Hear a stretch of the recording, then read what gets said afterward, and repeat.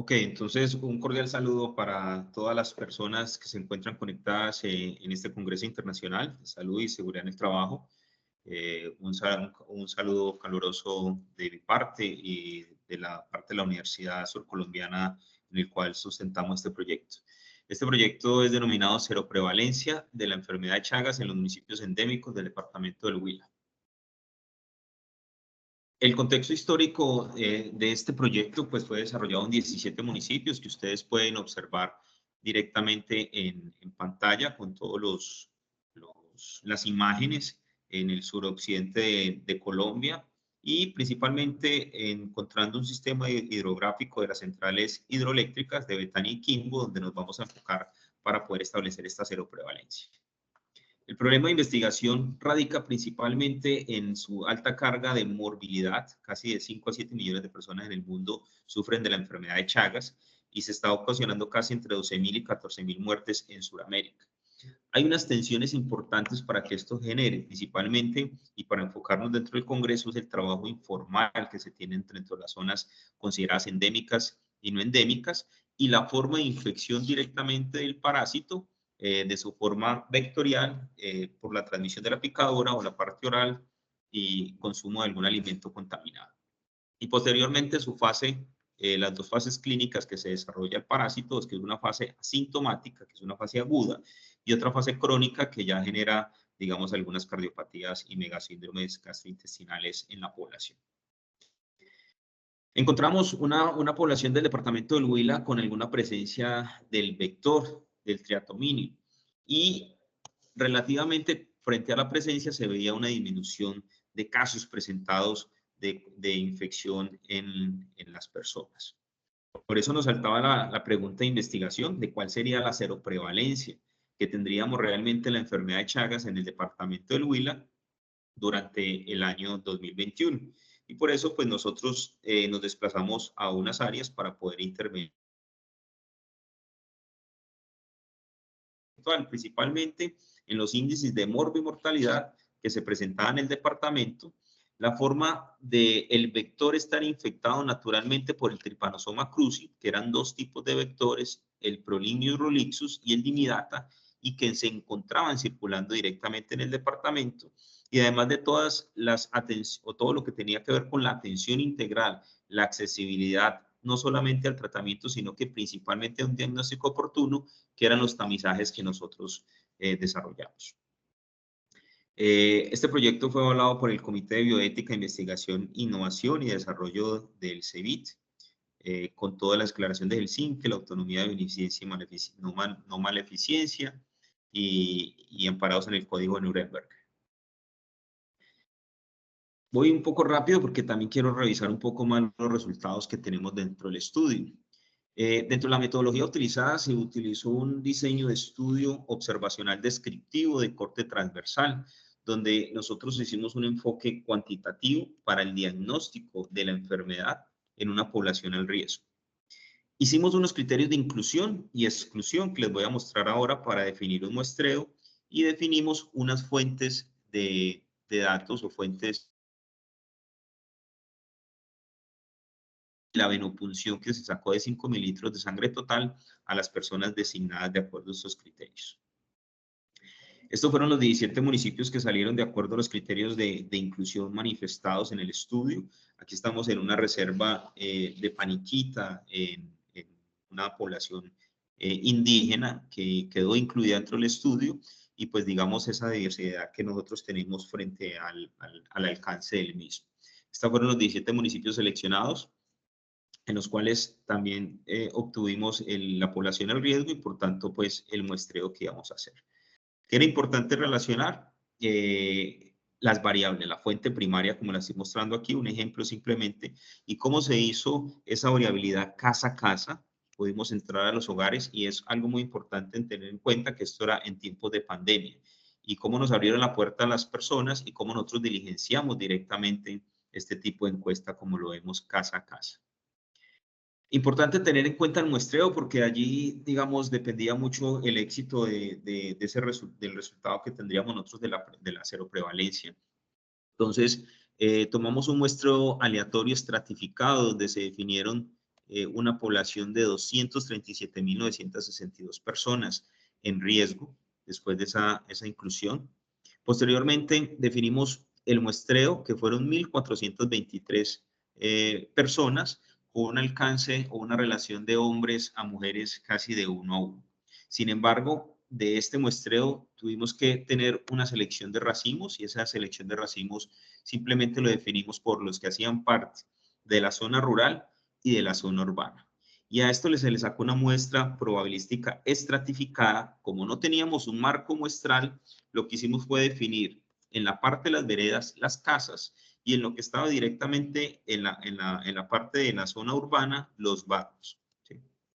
Dentro de esos barrios definimos que las cuadras. Y eso sacamos datos agregados de las personas que se encontraban en el momento de nosotros hacer la socialización, que se encontraban en las casas. El resultado final fue un muestreo de 1.591 personas, en los cuales se tomaron a 1.046 mujeres y 545 hombres. Una relación 2 a 1 a favor de las mujeres. Teniendo ya en cuenta este muestreo, se utilizó la seroprevalencia, en este caso la venopunción.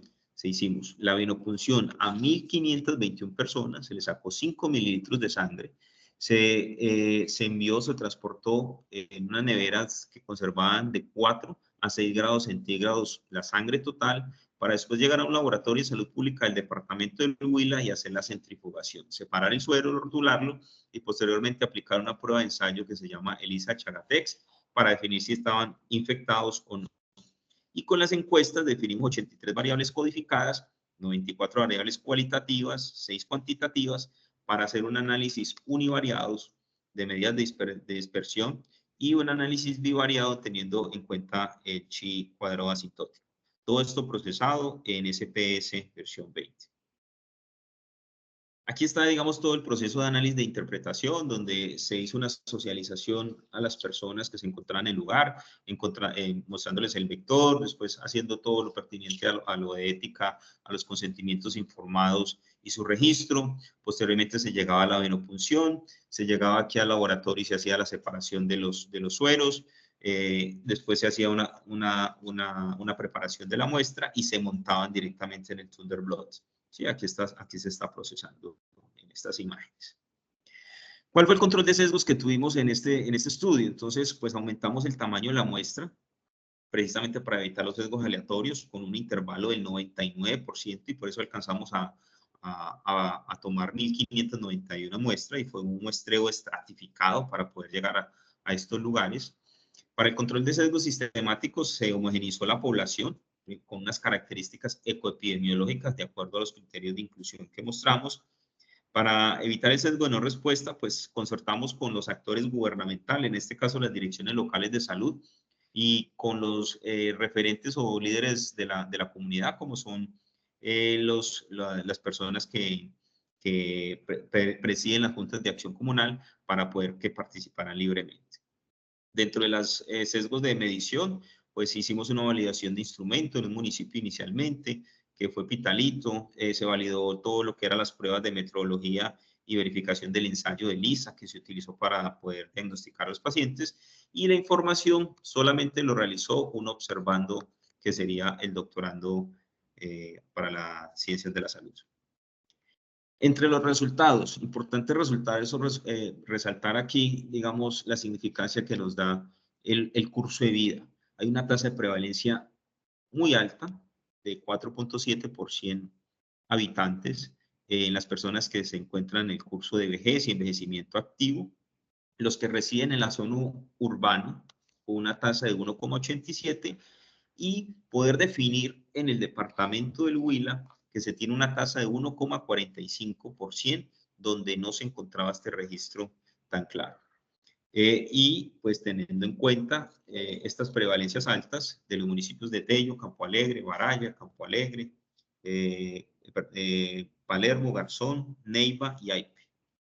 Bueno, dentro de las prevalencias identificadas por demografía, es importante resaltar aquí las personas menos favorecidas, como son los que reciben menos ingresos mensuales, tienen una tasa más alta de 3,4 por 100.000, con una significancia estadística, y posteriormente algunos tipos de riesgos que también manifestábamos, como la construcción de sus viviendas, presentan los que tienen, digamos, el piso de madera, una tasa de 7,69%. Sumado también a de dónde consumen el agua, que en este caso sería agua del río, con una tasa de 3,6%. Sin embargo, dentro del análisis que hacíamos nosotros de las características poblacionales frente al nivel de académico, las personas que no tienen estudio tienen una tasa de 5,36. Ahorita vamos a ver esos tipos de determinantes, cómo influyen directamente en la ocupación de las personas. El grupo étnico, tenemos una tasa de 465, y posteriormente las otras características que manejamos nosotros, que conocen el pito, que lo han picado en la vivienda o en el área del trabajo, que han recibido información. Entonces son tendencias que van generando una tasa más alta. Los resultados que nosotros tuvimos de las 1.500 personas, pues dentro de la ocupación, identificábamos el de mayor porcentaje son las amas de casa, los que hacían oficios varios, el pescador, la persona que va como independiente, el modista, el tendero, el operario de máquina, pero allí también tuvimos personas como digamos, regentes de farmacias, militares, docentes, bacteriólogos en sí directamente. Pero relacionándolos directamente, la ocupación frente a la enfermedad del Chagas, a pesar, digamos, con una significancia estadística que presentamos nosotros aquí, nos salió que las personas que se dedican a la agricultura tienen un porcentaje mayor frente a este riesgo que nosotros estamos analizando. Y las amas de casas, pero pues ellas en este caso no son remuneradas. Por eso hablábamos de una tendencia de la educación no formal. Y algo particular, pues que también los que están trabajando, pues ninguno de ellos tienen ARL o están inscritos en un administrador de riesgos laborales. Sin embargo, revisando este tipo de ocupaciones que nos daban de las personas que salieron infectadas directamente digamos, en este caso, la tasa de prevalencia que mencionamos para el departamento, que era 1,45, tenemos que resaltar que el 47% de estas personas solo tenían la educación básica primaria. Y entre ellos, pues vamos a seguir mencionando en los primeros lugares como está el agricultor y el ama de casa. Frente al régimen de aseguramiento, algo casual que teníamos, solamente un 4% estaban en el régimen contributivo, pero pues no nos relaciona nada porque si está en el contributivo, pero tampoco estaba cotizando a la ARL, ¿no? Entonces, todos tenemos, digamos, el aseguramiento en salud, pero lo que no tenemos es la accesibilidad precisamente para poder atender no solamente estos riesgos de morbilidad generales, sino los ocupacionales. El grupo indígena también tenemos que resaltar la población en ama de casa, el 8,7%, lo que tiene que ver las personas de acuerdo a la población más vulnerable. En este caso, los agricultores tienen un 4,3% de las personas que es desplazada, para un total del 21%. A pesar de que no hay una significancia estadística, son, digamos, resultados importantes para alguna toma de decisiones dentro de las políticas públicas. Posteriormente, ya habíamos referenciado las personas que ganan entre 1 y 2 salarios mínimos, en este caso es el 8,7%, y los que ganan menos de este salario mínimo estaría entre el 47,8%. Esto también hace un fiel reflejo de las condiciones laborales que se tienen dentro de las zonas y principalmente dispersas, que es donde vemos que está relacionado la ocupación de la agricultura. Y ya dentro del riesgo de la ocupación, las personas que lo han picado alguna vez el vector y se ha dado cuenta, pues digamos que el 21% son los que hacen oficios varios, lo que está directamente en esta zona de riesgo. Las medidas de protección, digamos que las personas no utilizan, digamos, en su ámbito laboral, ninguna medida de protección. El 69,6% no lo utilizan, y principalmente no utilizan ropa de manga larga los que están más expuestos a la intemperie o a las situaciones emergentes del medio ambiente. Dentro de la discusión, entonces, resaltamos la seroprevalencia que se encontró del 1,45 de la enfermedad para un departamento que registraba un descenso de sus casos. Para Colombia tenemos una prevalencia del 2% establecido por Oliveria, por el cual nosotros nos encontramos por encima de departamentos que se consideran hiperendémicos. Aquí los podemos ver: Amazonas, Guaviare, Vaupés, Boyacá, Bolívar, Cesar y Sucre. Inclusive por encima de una relación de 2-1 de lo que presenta la tasa de prevalencia en soldados del Ejército de Colombia, como lo podemos ver acá. El 35% de las personas infectadas convivían con gallinas de una forma no tecnológica frente al criadero, y el 26% nunca limpiaban el gallinero, encontrando que en situaciones como comunidades de Guaura del Ecuador prolifera estos vectores asociados directamente a los nidos de gallina. Y es digamos, una actividad muy común en lo que tenemos nosotros en el marco de nuestros trabajadores o personas que hacen artesanalmente este tipo de labores. Importante que el 3% de las personas se tamizaron para establecer una seroprevalencia del 4,6, y estas personas eran indígenas.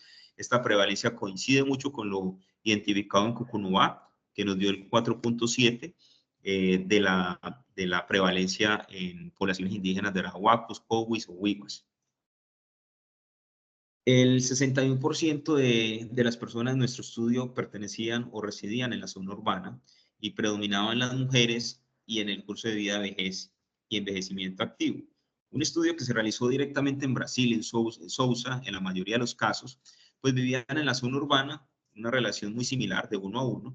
Sin embargo, el curso de vida era la adultez y el género era masculino. Hay que tener en cuenta toda la transición epidemiológica que ha sufrido, digamos, nuestra región, la parte demográfica, los desplazamientos forzosos, la migración que se ha generado por los hermanos venezolanos y Colombia, que también ha sido un tránsito principalmente para la migración a los Estados Unidos. Hay que tener en cuenta esta transición epidemiológica que se está dando. Nosotros tenemos dentro de este estudio que resaltar las fortalezas, tamizar a más de 1.591 personas, diagnosticar a 23 de ellos y generar, digamos, una articulación gubernamental para la atención integral dentro de lo que tiene que ver, pues es algo que es importante resaltar. Como, digamos, también lo hizo un estudio de un tamizaje serológico, en ellos se incluyeron solo 596 y se le hizo un seguimiento, pero tuvieron una tasa muy alta, directamente del 10,9%.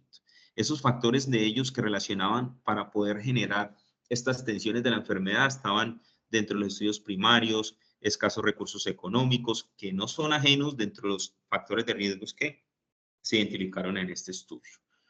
Bueno, hay que entender que el 87% de las personas diagnosticadas fueron personas que eran asintomáticas, no tenían ningún tipo de síntomas. Entonces, ahí dentro de los programas de atención, incluso en las ocupaciones de mayor riesgos, pues tenemos que empezar a tamizar a las personas que no tienen ningún tipo de síntomas, para poder evitar o mitigar este dato de 1 a 2 millones de personas que ya tienen una fase crónica indeterminada de la enfermedad de Chagas.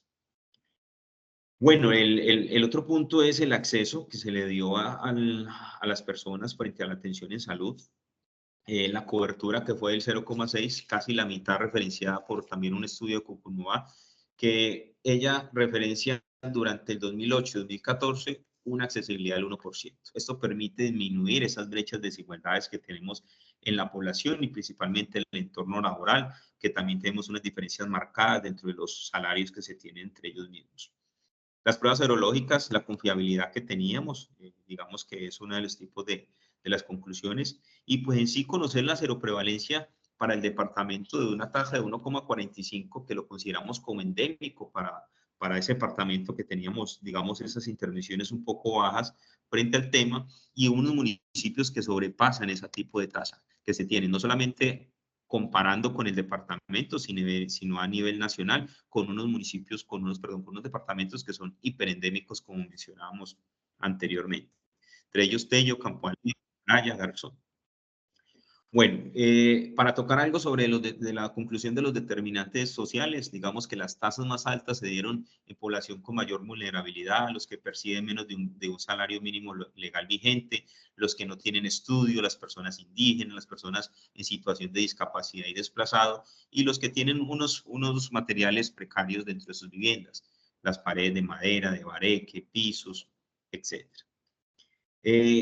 Una de las conclusiones también mencionadas es la circulación y la infestación del Trypanosoma cruzi, porque el vector puede estar entre la zona, pero encontrar pacientes positivos quiere decir que ya están infestados, no están en su forma natural el vector del triatomínio, sino que ya están infestados directamente por el Trypanosoma, por el parásito. Y eso es lo que nos permite a nosotros mirar ese diagnóstico de cómo tamizar a la mayor población que esté en riesgo. Y una de las poblaciones que están en riesgo ya lo definíamos, las zonas en los municipios que nosotros hablamos de las tasas, pero también las personas que desarrollan algún tipo de actividades, ocupaciones, que en este caso están más dadas por la parte informal. Bueno, el hábitat, hemos visto que el hábitat del triatomínio ha evolucionado, ya se encuentran más zonas urbanas, o las estructuras que veíamos en algunas fotos de cercos de piedra, zonas pedregosas, la gente siembra palmas, y las personas han relacionado que en su trabajo han observado el 20%, han observado el vector alrededor. Entonces, también para tomar políticas públicas de salud y seguridad en el trabajo dentro de digamos, las empresas que tienen una razón o tienen unos criterios muy parecidos a su función principal o a su actividad. Bueno, estas serían algunas referencias bibliográficas y creo que estaría dentro del tiempo de lo establecido.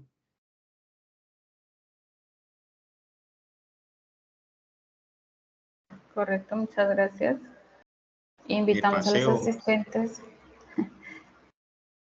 Tranquilo, invitamos a los asistentes a generar las respectivas preguntas a través del chat de la sesión e invitamos a ir proyectando la siguiente ponencia, la cual es percepción del riesgo en una institución de educación médica pública. Autoría de la doctora Jeanette Marcela Reyes.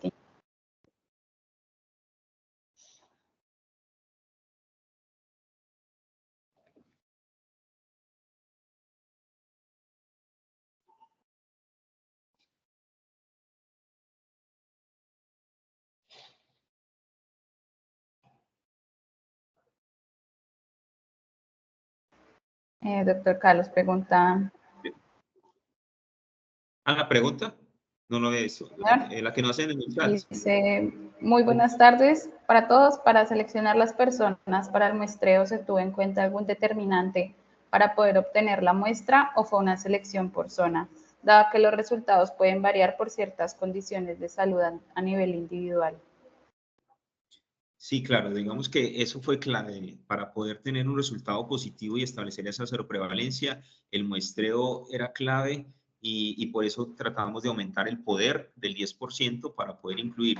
Y lo hicimos estratificados y ramificados con la población que estaba en riesgo, primero porque conocíamos unos ecótopos para poder definir la zona, que encontráramos al vector, que las poblaciones estuvieran más cerca al río Magdalena, que es una de las condiciones, y en Neiva y en el Huila hay algo particular. Hay dos centrales hidroeléctricas que fueron, digamos, creadas artificialmente. Y la última fue el Quimbo, donde desplaza diferentes especies y permite que la gente entre en contacto con el vector. Entonces, digamos que por estas zonas la definimos.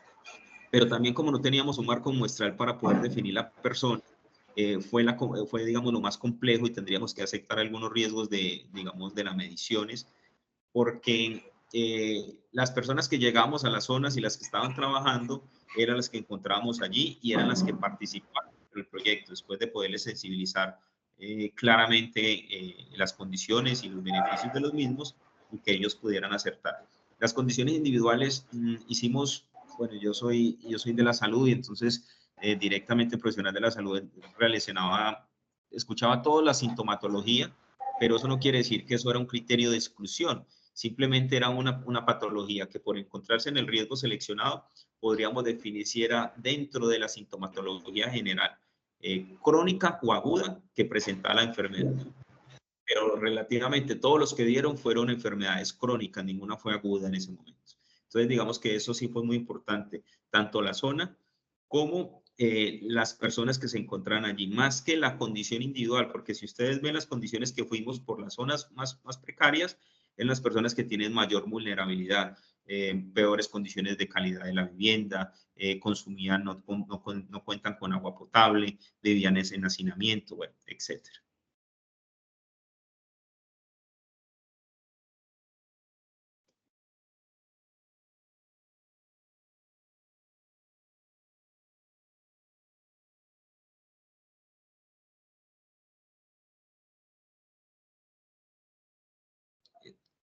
Estoy leyendo la otra pregunta, ¿tú la lees o la leo?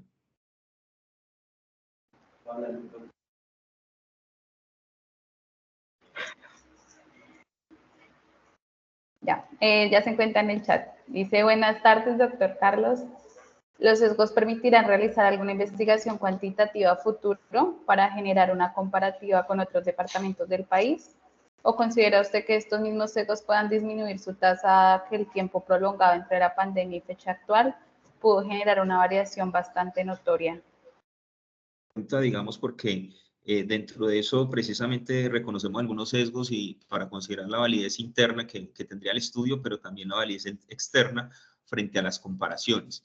Eso hace parte digamos, de un macroproyecto que estamos desarrollando, pero hay unas comparaciones con tasas ajustadas dentro de los mismos municipios con riesgos para poder tomar decisiones frente al mismo. Y digamos que además de todos estos factores de riesgo se hizo un modelo multivariado, que eso después entraríamos en una próxima convocatoria que nos pudieran compartir. Digamos que hay un modelo multivariado donde nosotros vamos a decir un análisis predictivo de la probabilidad, obviamente con un estudio con el software R y con probabilidad de Poisson, de definir cuándo se van a presentar estos casos en estos municipios que nos dieron en zona de alerta.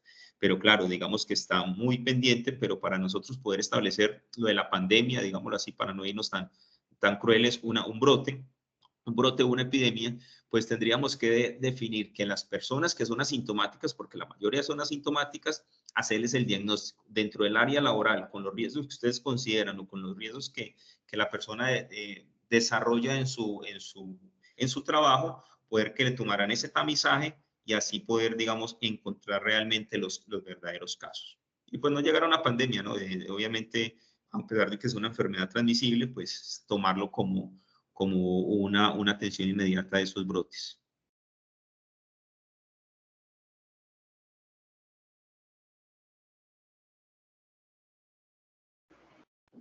Correcto, sí, señor. Bueno, muchas gracias. Perfecto, entonces continuamos con la siguiente ponencia. De la autoridad de la doctora Ginés Marcela. Buenas tardes. Buenas tardes, me confirmen si me escuchan bien. Sí, señora. Bueno, muchas gracias. Cuando me indiques, inicio.